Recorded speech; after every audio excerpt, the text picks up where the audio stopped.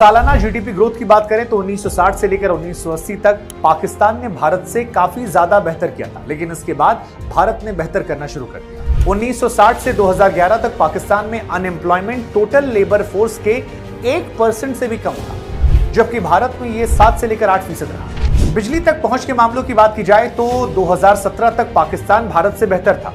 हालांकि यह अलग बात है, बीते 5 सालों में भारत पाकिस्तान से आगे निकल गया। 2002 में पाकिस्तान की नेशनल असेंबली में 21% महिलाएं थी, जबकि भारत की संसद में केवल 9% महिलाएं थी। अनडिवाइडेड इंडिया सबसे ताकतवर सेना रखता, जिसमें भारत की रॉ और पाकिस्तान की आईएसआई जो है वो देश की सेफ्टी के लिए मिलकर काम करती है और हमारे देश की फौज का कहीं कोई मैच नहीं देखने को मिलता। भारत पाकिस्तान का बंटवारा ना हुआ होता तो शायद इंडिया में पाकिस्तान को लेकर, कश्मीर को लेकर कोई इशू ही ना होता।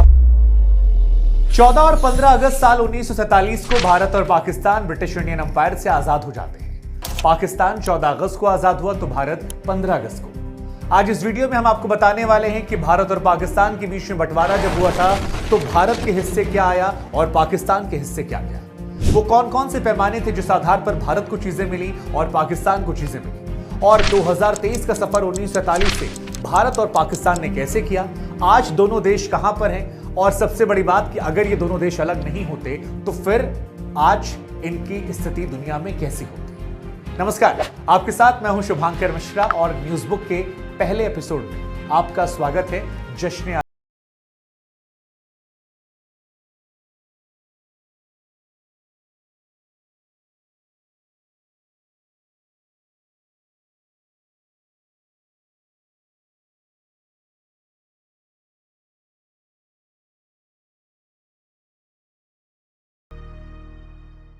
पाकिस्तान के फाउंडर मोहम्मद अली जिन्ना ने 11 अगस्त साल 1947 को पाकिस्तान की संविधान सभा में एक भाषण दिया था।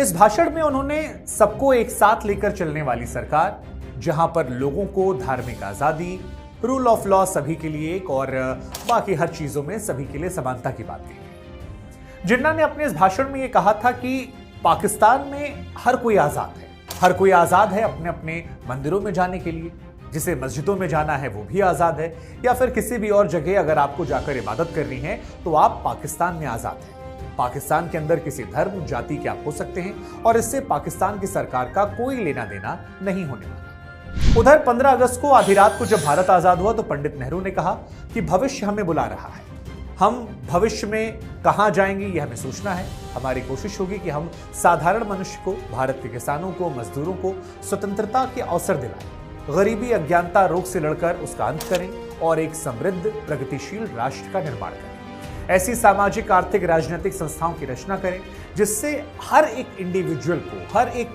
औरत को यह एहसास हो कि उसके जीवन जो है वो परिपूर्ण है। 1947 में जब दोनों ही देश आजाद हुए तो ये अपने अपने भविष्य को लेकर कई तरह की आशाओं को रखते थे। दोनों के लोग जो थे उस वक्त एक ही थे, जो सैकड़ों सालों से एक साथ रह रहे थे, जिन पर 200 साल तक तकरीबन ब्रिटिश हुकूमत ने शोषण भी किया। लेकिन 1947 में जब ये दोनों अलग अलग होते हैं और अलग अलग रास्ते चुनते हैं तो अब इसको 76 साल हो गए। जहां एक देश था वहां आज 3 देश हैं। और आज हम और आप ये समझने की कोशिश करेंगे कि 76 साल बाद भारत पाकिस्तान किस तरह से बदल गया, भारत कहां पर स्टैंड करता है तो पाकिस्तान आज कहां पर है, और उससे बड़ी बात यह कि कौन कौन से कारण रहे जिसकी वजह से आज दोनों देश अलग अलग परिस्थितियों में खड़े हुए। अब अगर आपको यह समझना है तो आपको समझना पड़ेगा कि विभाजन में किसको क्या मिला। पाकिस्तान को ब्रिटिश इंडिया की लगभग 18% आबादी मिलती है और 23% एरिया मिलता है, जबकि आप भारत की बात करेंगे तो आबादी का हिस्सा 82% भारत के हिस्से में आया और एरिया वाइज ये 77% है।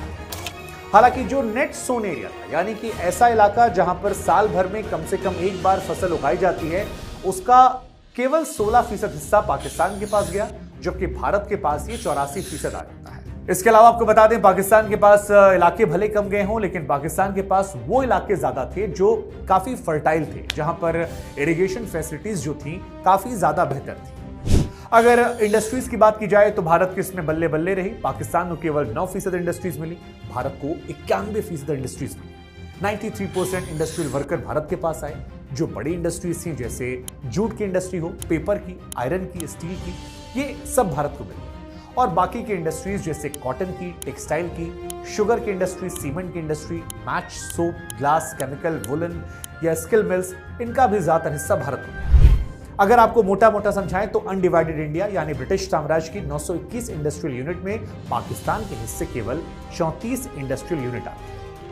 हालांकि इंडस्ट्रीज के सामने भी अलग अलग दिक्कतें थी, जैसे कि ईस्ट पाकिस्तान का 70% जूट जो था वो कलकत्ता की जूट मिलों में जाता था। सिंध और वेस्ट पंजाब में उगने वाला कॉटन जो था वो बॉम्बे, कानपुर, अहमदाबाद की टेक्सटाइल मिल में जाता था और ईस्ट पाकिस्तान के जंगलों से जो बैम्बू निकलता था वो कलकत्ता की पेपर मिल में जाता था।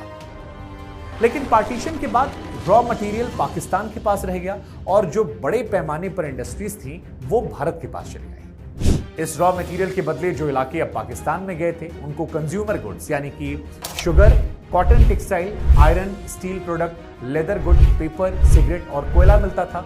लेकिन जब पार्टीशन हुआ तो उसकी वजह से जो सामानों का आदान प्रदान यहां से वहां आसानी से होता था, ये फ्री फ्लो बंद हो गया। पाकिस्तान के इलाकों में सामान की इसके बाद किल्लत हो गई और भारत के लिए इंडस्ट्री का जो एक बड़ा बाजार था वो चला जाता है। अगर बैंकिंग सिस्टम की बात की जाए तो पार्टीशन से पहले बैंकिंग सिस्टम में ज्यादातर हिंदू हुआ करते थे, यहां तक कि मुस्लिम मेजॉरिटी इलाकों में भी हिंदू बैंकर हुआ करता था। विभाजन से पहले ज्यादातर बैंकों ने अपने हेड ऑफिस इंडियन पंजाब और दिल्ली में शिफ्ट कर दिए। हम आपको बता दें कि 15 अगस्त 1947 को पाकिस्तान को 81 शेड्यूल बैंक्स में से केवल 2 बैंक मिले थे और 3460 बैंक ब्रांचों में से केवल 576 ब्रांचें पाकिस्तान के हिस्से में गई थी। इसके साथ ही फाइनेंशियल एग्रीमेंट यह भी हुआ था कि अनडिवाइडेड इंडिया पर जो भी लायबिलिटीज थी उस दौर की वो गवर्नमेंट ऑफ इंडिया चुकाती और इसके बदले पाकिस्तान 300 करोड़ रुपए देता। यह तय किया गया था कि 1952 से शुरू होकर अगले 50 सालों तक यह पैसा पाकिस्तान बराबर किश्तों में चुकाता रहेगा। हालांकि साल 1952 आते आते भारत और पाकिस्तान के बीच में तल्खियां, लड़ाइयां, झगड़े इतने ज्यादा बढ़ जाते हैं कि यह एग्रीमेंट जो था ये धरा का धरा रह जाता है।